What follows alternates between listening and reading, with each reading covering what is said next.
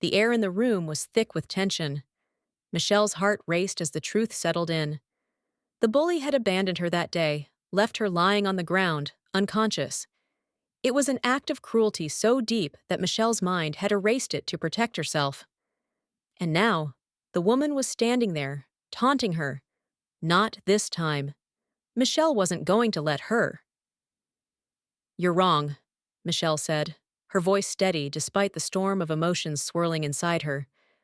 "I may have fallen that day, but I got up. I became someone stronger because of it. Whatever power you think you have over me is gone." The woman's eyes flashed with anger. "You don't get it, do you? This isn't over. You think you've moved on, but you're still trapped.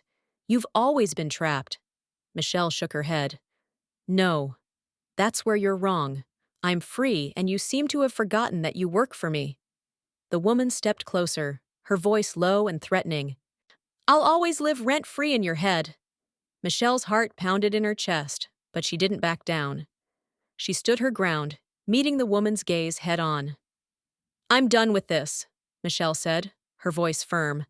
"I'm done with you." The woman's expression darkened, and for a moment, Michelle thought the bully might lash out.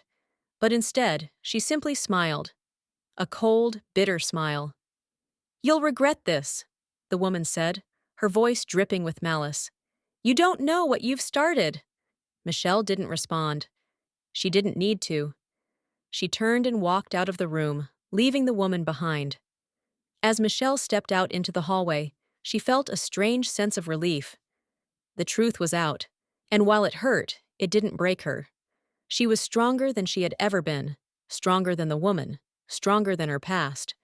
But as she walked back to her office, she couldn't shake the feeling that this wasn't over. The woman's words echoed in her mind, a dark warning that clung to her thoughts. "You don't know what you've started." Michelle knew one thing for certain.